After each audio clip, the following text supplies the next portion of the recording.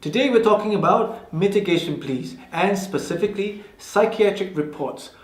What exactly is a psychiatric report? What does it contain? How is it helpful to mention it in your mitigation plea?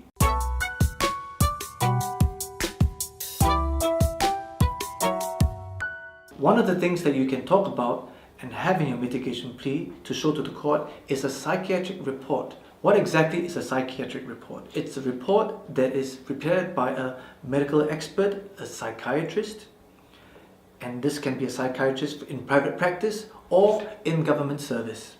The purpose of this report is to certify whether you were suffering from a psychiatric condition at the time or the period of the offense. You can also talk about some of the symptoms of such an illness or condition, but most importantly, the report should say whether the condition or the symptoms caused or contributed to you acting in the way that led to the offense being committed.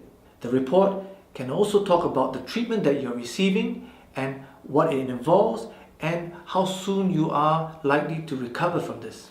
These are important considerations for the court to know because ultimately the type and amount of punishment that the court imposes should have some regard to this condition, if you have it. To summarize, here are the two things that you should remember about psychiatric reports. The psychiatric and mental health of a person who is being sentenced is always important for the court to know.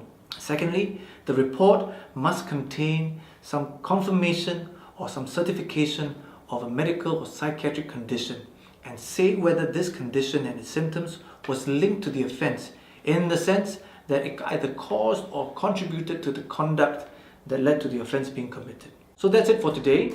Don't forget to subscribe to our YouTube channel and to follow us on Facebook for more updates. And we'll see you soon. Bye-bye.